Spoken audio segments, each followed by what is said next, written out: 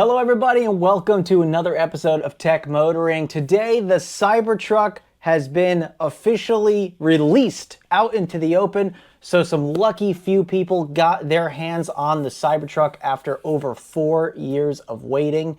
And now today we're going to dive into all the things we learned today at the show. Some of this stuff we kind of already knew through rumors. Other things are kind of brand new. And things that I haven't even heard of before are actually coming to fruition. So this is going to be really cool, and we're going to discuss this today on today's episode. So make sure you stay tuned. We got quite a bit to discuss about the Cybertruck.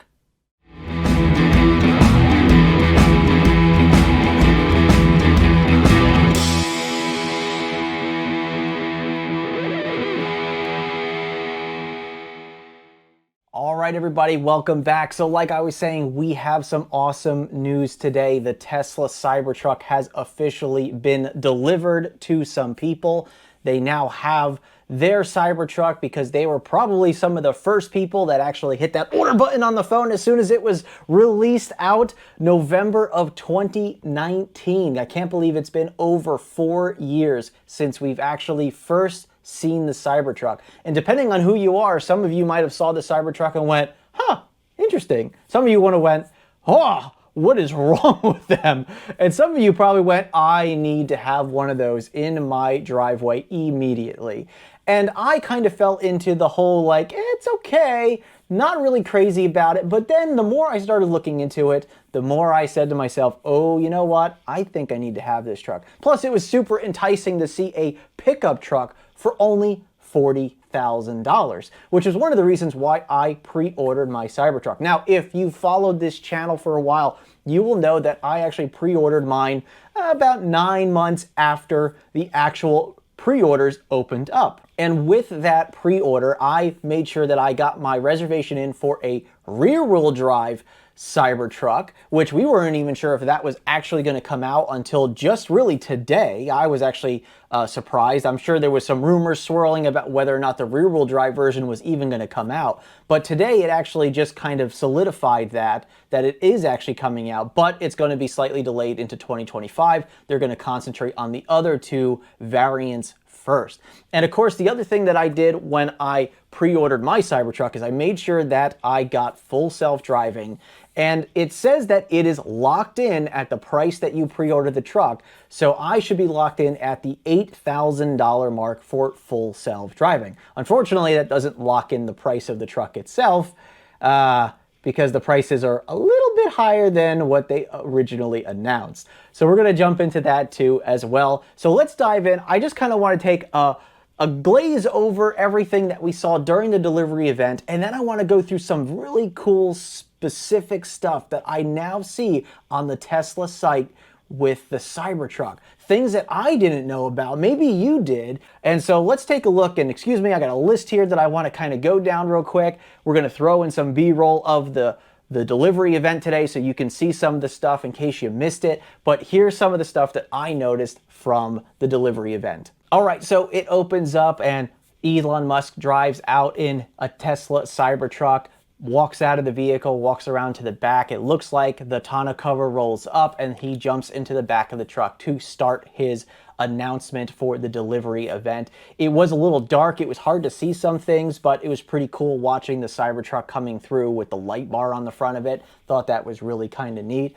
He then stands up, addresses the audience, and talks about the Cybertruck, and they talk about the toughness of the Tesla-designed stainless steel super alloy, which is interesting. So it's not just a normal stainless steel, but it is a Tesla-designed stainless steel that they've added some extra bits to it to make it a little bit tougher. Obviously, it is bulletproof, and they do show some demonstrations of, not there on stage, but they show some videos of demonstrations of them actually shooting at this truck with a gun to show that it is bulletproof. So interesting. Smaller caliber rounds, bigger caliber rounds will probably go through it, but it's still pretty cool to see that functionality of the body of a car. We don't see that on typical mass-produced vehicles, so I thought that was really interesting. Then we have Franz come out with a duplicate of the original Tesla Cybertruck reveal where he threw a steel round ball at the glass to show that it is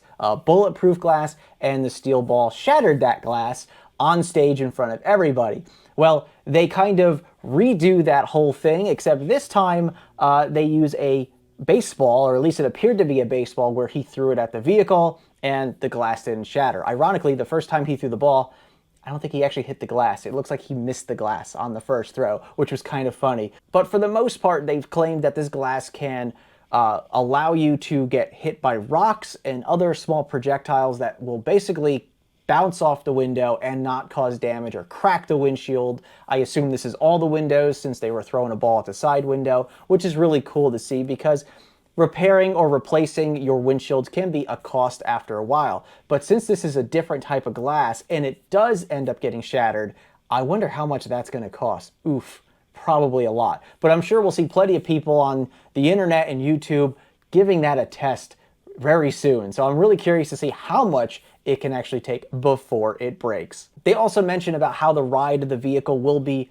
a lot quieter because of this glass. Obviously, it's probably a little thicker than normal, and it probably has some different types of additives to the glass or something that actually seals the glass better. So it's actually going to make the ride quieter is what they're saying. So that's pretty interesting. So it's not just your typical double pane glass that you would typically get on their Teslas, but something that's probably a little bit more resilient and a little bit different. So that's really interesting to see. They also show off the truck pull where they put this up against an F-150 Lightning, a Rivian R1T, a Ford F-350, and then they showed the Tesla Cybertruck pulling that 40,000 pound, I believe it was, trailer across that dirt track there, and it shows that the Cybertruck outperformed all the other trucks. And I thought this was pretty interesting. Once again, we don't know exactly all the specifics of how that was set up. We don't know the tires that they were using on each of the vehicles, but we do see that it is a pretty impressive feat for the Cybertruck to actually pull that as far as it did.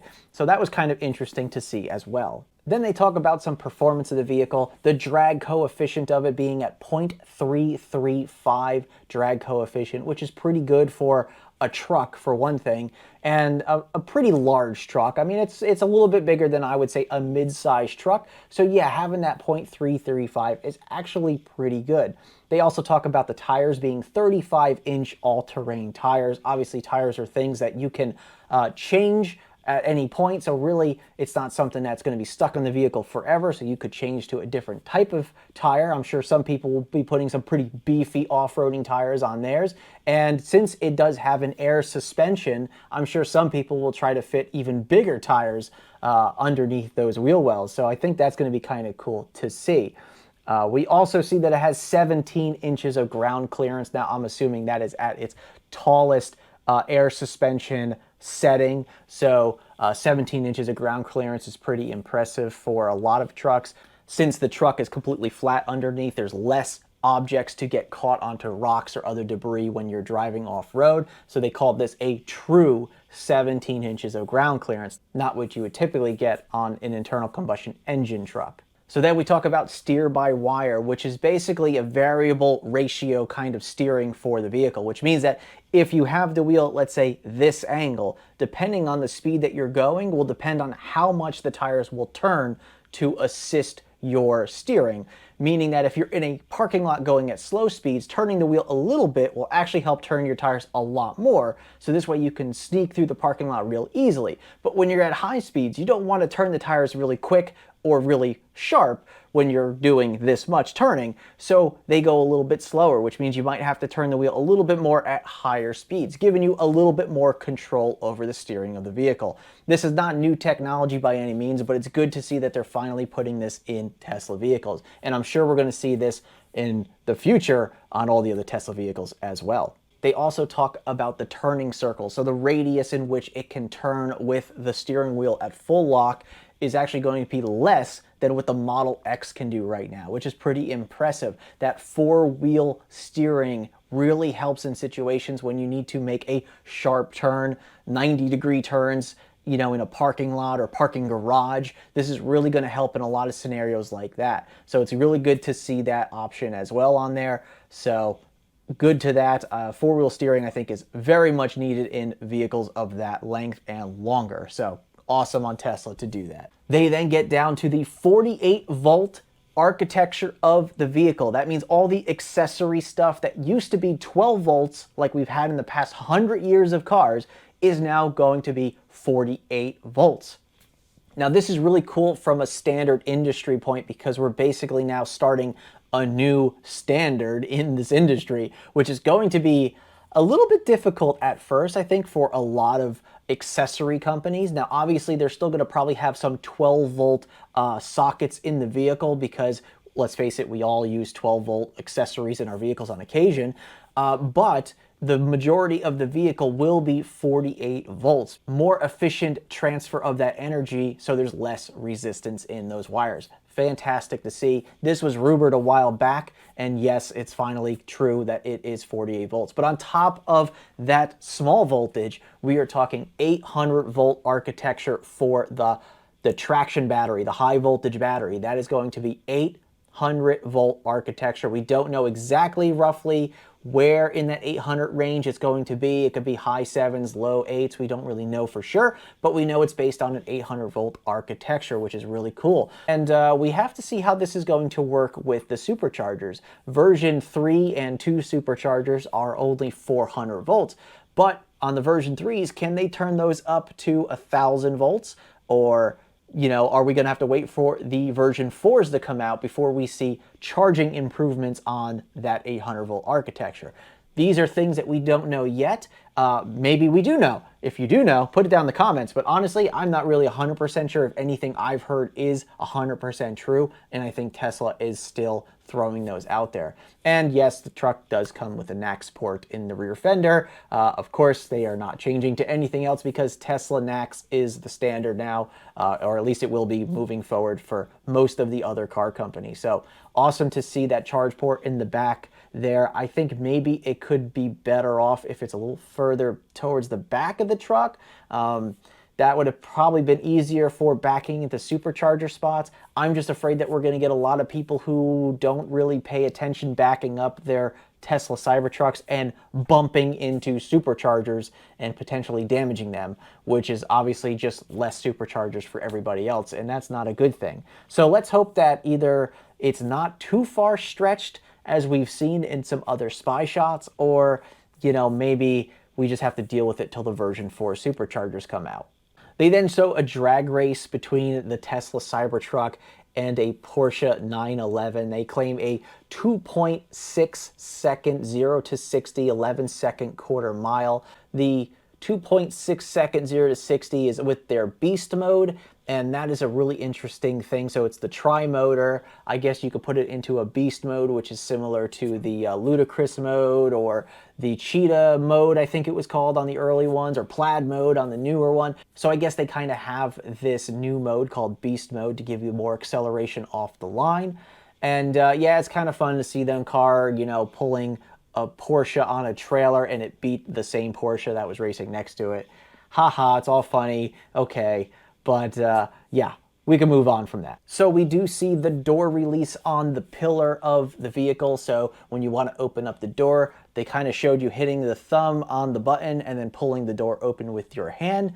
Obviously, all these cars were windows down when they were delivered. So I guess maybe if the windows are up, you're probably gonna have to hit the button, maybe grab inside the door jamb to pull the door open. Hard to tell from the angle. The rear door looks like the button is out on the back pillar, so you would push a button there to open up the rear door. Very similar to how the Mustang Mach-E has it. The Mustang Mach-E has a button right in the middle of that B pillar there. You push the button, the door pops out, and then you can grab the door. Of course, the Mach-E has a little handle for the front doors that you can pull on as opposed to sticking your hand in the door jamb. We'll have to see how this plays out with the Tesla Cybertruck. The other thing I noticed, and I want to hear what your thoughts are on this as well down in the comments, is that when they were delivering the vehicles and they were walking up to the vehicle, the door was closed and the window was all the way down in the door. When they opened the door, the window came up a little bit, and then when they got in the vehicle and closed the door, the window went back down a little bit into the door.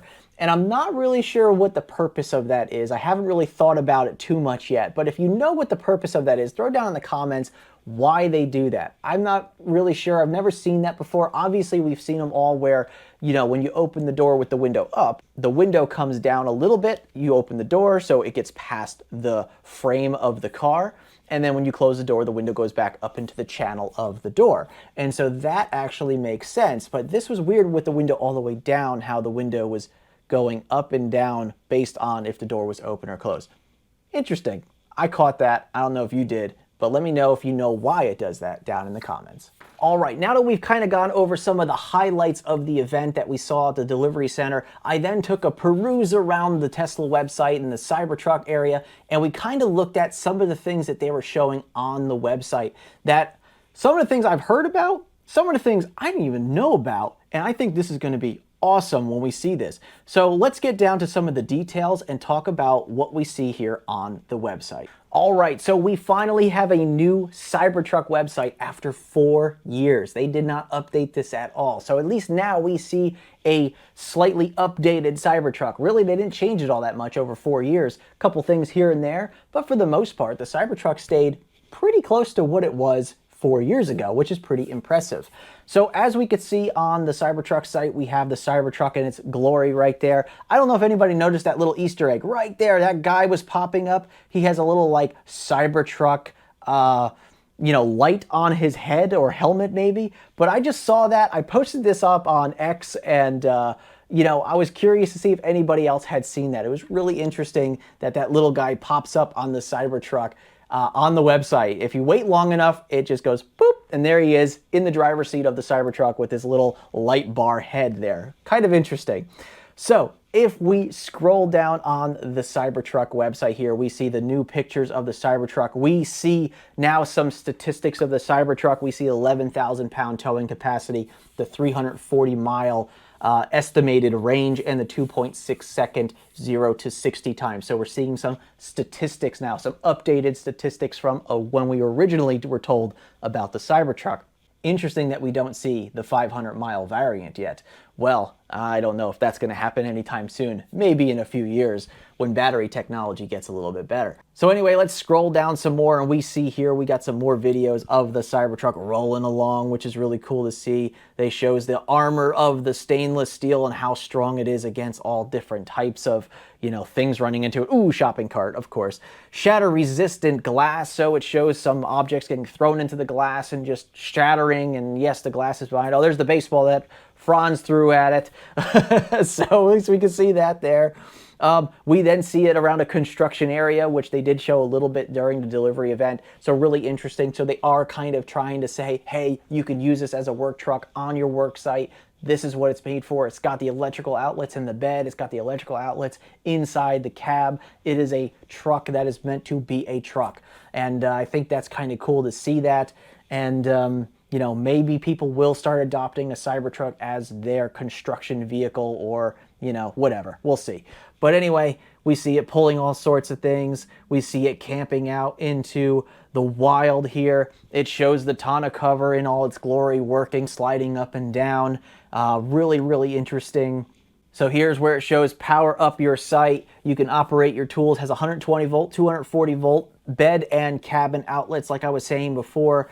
And then right here, this is where I said, oh, this is official now, because I wasn't 100% sure, because, you know, Elon always kind of hinted at this, but never really said for sure whether or not they were going to do this bi-directional stuff, right?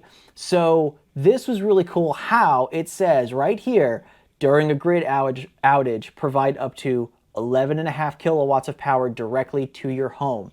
Now, I wasn't sure if they meant this by plugging in through the outlets, but if you go to this link, power directly to your home, we'll see some more information on that. And I want to go over into some detail about that in just a bit. So let's go down and scroll a little bit more, and then we'll come back to that. So we see a little bit more of this dopamine. They talk about beast mode in 0 to 60. Awesome. They talk about some other things in the vehicle as well. Yes, comfort inside. It shows this really sleek interior. Looks like we have some ambient lighting in there. Really, really nice. I just think that that's kind of cool. It shows the screens. The screens look really, really good as well. You get the front screen and the rear screen.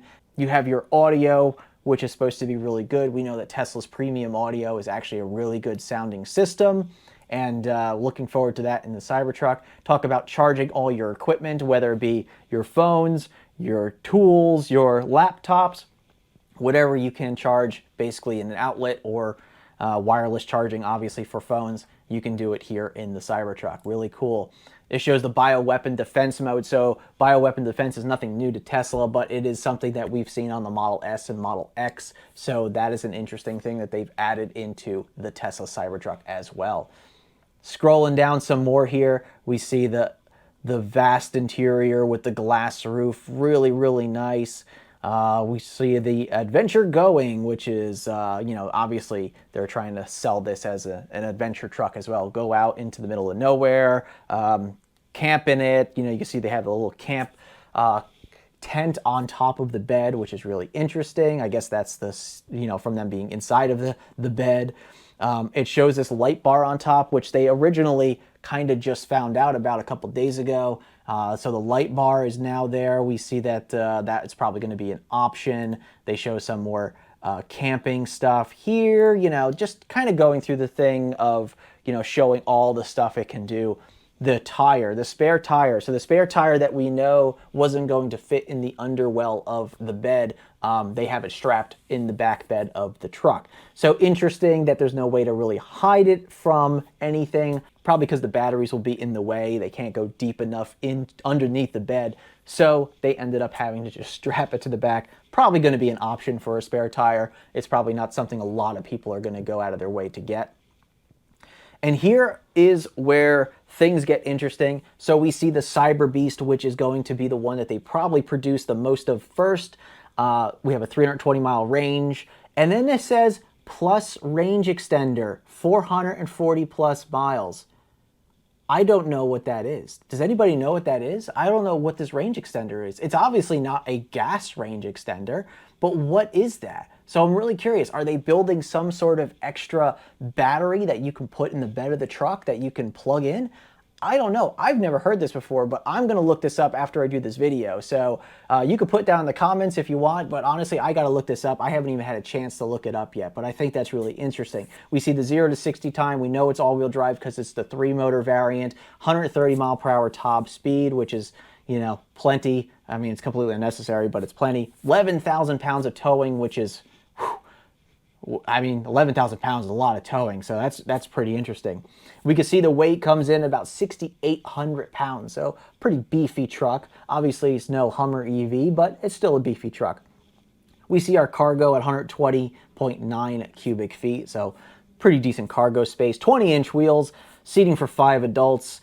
We see the display specs there. We show the ground clearance once again. Interesting. Folded mirrors. They've got the overall height of the truck, and I assume that is overall height when the suspension is in its highest. So yeah, so 70 inches there, so about 6 feet. And the overall length of 223.7 inches. So once again, a 19-foot truck, roughly, give or take.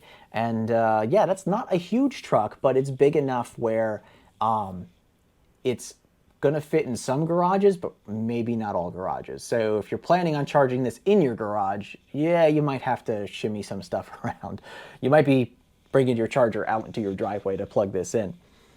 And we see the charging. So it's claiming supercharging is 250 kilowatt max. That's interesting. I don't know if they're putting that there as a temporary figure. A lot of people were expecting this to go up to about 350 kilowatt. Now, maybe that's going to be something that comes in the future, once again, with the version 4 superchargers when they do start rolling out. So maybe we'll start seeing higher, but right now they're saying 250 kilowatts is what you get right now.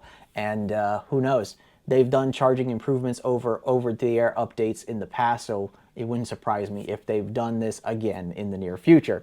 Let's jump over to the all-wheel drive and talk about some of the things that's different. The range is more. It's a dual motor setup as opposed to the tri-motor. So one in the back and one in the front of the Tesla Cybertruck. So instead of having 3 motors, you're only going to have 2 in the dual motor, but it's still all-wheel drive. So the range is a little bit more, 340 miles. And then once again, we see this range extender range, which is 470 miles. Interesting. 0 to 60 in 4.1, which is still ridiculously fast. Really don't need that in a giant truck like this, but all-wheel drive, 112 mile an hour top speed, still 11,000 pounds of towing, which is good to see. 6,600 pounds is the weight of the vehicle, so a little less than the tri-motor, obviously. All the other statistics are pretty much exactly the same there, and we see the 250 kilowatt max charging, so nothing changes because I'm pretty sure the battery is exactly the same in both trucks. It's just the motor that is changing between those two. So really, really nice. All right, and then the rear-wheel drive variant. So now you probably remember I actually pre-ordered a rear-wheel drive. I did not expect to get a rear-wheel drive because there were a lot of rumors and talk about how the rear-wheel drive was not going to be made. They were just going to do the dual motor, the tri-motor, and that was that. Now, of course, we know they could change their mind like they do normally, and they might just say, no more, single motor, rear-wheel drive is out, upgrade to the dual motor. It could still happen, but hey, the only thing is it's not coming out till 2025. So we got a little bit of a wait. Anyway, we can see the estimated range is 250 miles. So respectable for a pickup truck, but hey, you know what? It's a cheaper variant. This is what you're gonna get. 250 miles should be pretty good. So similar mileage to like a Model 3 standard range. Plus, right now that says estimate. We don't know. It could go up depending on the 4680 battery technology might get better in the next year and a half or so before they start delivering these rear-wheel drive variants. So I'm really interested to see how that may change over the course of the next year or so. We also don't see anything about a range extender, which is interesting. So maybe this option of the rear-wheel drive is going to be losing some of the functionality of the higher end trucks. I don't really know. We see a towing capacity of 7,500 pounds, still really, really good for a rear-wheel drive pickup truck. But obviously we lose a little bit of towing weight just due to the fact that we have less power and one less motor to compensate for that. Available in 2025. So let's go back a little bit before we talk about pricing. I want to talk about going over the bi-directional functionality that they are talking about in the Tesla Cybertruck. So let's get back over to that. So here we see something called power share. So this is really interesting. It shows power on the go, home outage protection, charge other EVs. So this is actually a truck to load situation here. So we can actually use your Tesla wall connector for charging out of the truck and into your house. Obviously, you could charge other EVs by plugging those chargers into the truck directly, but this is really interesting. So it says, get more from your vehicle battery. Tesla vehicles equipped with power share technology have onboard electronics that unlock your battery's ability to provide power whenever you need it, wherever you are. So once again, you can use the outlets on the truck, or you can do it through the charge port of your car. So it has a bi-directional functionality for whatever. And so this is really cool. So as we could see here, it shows the Cybertruck plugged into a house, and it shows that you can monitor this from the Tesla app, of course. You can adjust your power share settings. So if you don't want to use, all the battery, you just want to use part of the battery, you can obviously view your statistics like you can now. And here are some of the specs. Now for home backup, it shows 11.5 kilowatts of continuous real power at 240 volts. So once again, pretty standard here. But here's the installation things that are really interesting. A universal wall connector. Now, before everybody jumps on everything and says, I already got a wall connector, I'm good. It says universal wall connector. So that means that the new wall connector that has just been released, in fact, I have one on order and I'm still waiting for it. So the universal wall connector that just came out appears to be the one that is required in order for this functionality to work, or at least that's the way I'm reading it. So that means a lot of people who already have existing wall connectors in their garage, this may not work for you, which is interesting. So that's going to force a lot of people to go out and buy another wall connector, a Tesla wall connector for their garage. So the universal wall connector is going to be the one that works for this, or at least I assume from this. You also need a Tesla gateway. Now, I have power walls on my house. I have a Tesla gateway. I assume I can use my existing Tesla gateway to make this work. But is it going to work? I don't know. Will it have to be some additional wiring? Probably, I imagine so, but we don't really know that yet. So it's really interesting to see that this is something that is kind of new. It's interesting, and you need some equipment to get this working. So this basically means that you're replacing your power walls with your vehicle. So it still has to pass through all this power through the gateway in order to get to your house. So I think it's going to need some specialized installation to go from your universal wall connector to the gateway, and that will allow that bi-directional to your house, basically, from the truck to the house. So this way you could do that. So it may not just be you wire it into your circuit panel and then you're done. You might actually have to get this wired into your circuit panel of your gateway itself. That might be how this whole thing works. We'll know more about that soon, hopefully. So let's click on Get Cybertruck. Now here's where you're either going to be like, yes, this is great, or you're going to cry like I almost did after seeing this price. And it's actually kind of an interesting story. Let's talk about that right now. So I clicked on this and I looked at this and immediately saw the rear wheel drive and I said, 50,000, yes! It's affordable, it's easy. The all-wheel drive is even relatively affordable at 69,000. I thought that was pretty good. And then all of a sudden I looked at the top there and saw probable savings. Oh, they defaulted to probable savings. That's not actually the price of the truck. So after I clicked on purchase price, I see that the rear-wheel drive is actually $61,000. So we are looking $21,000 more than the initial reveal price 4 years ago. That's pretty brutal. Now, of course, these prices can change over the course of the next year, year and a half, however long it's going to take for me to get my truck, however long it's going to take for you to get your truck. But yeah, that's a pretty significant increase in price. I mean, it's 50%, more than 50% increase in the price of this truck because of that. Ouch.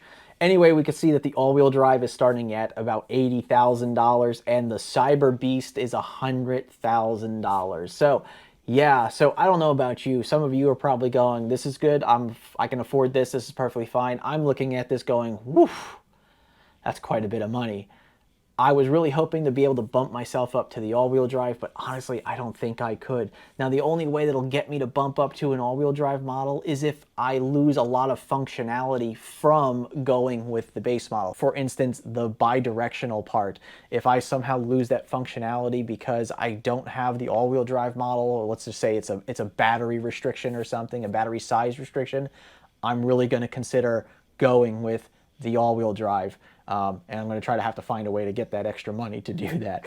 But yeah, very interesting, very weird that we're seeing a major increase in the price. We also don't know if this is going to be the official pricing a year from now. This can very easily change. We know Tesla changes prices a lot. So yeah, this could be very interesting over the course of the next 12 months. These prices can even go up. All right, everybody. Well, that's pretty much my take on today. I still have some research I have to do on some of these other things that I didn't know about.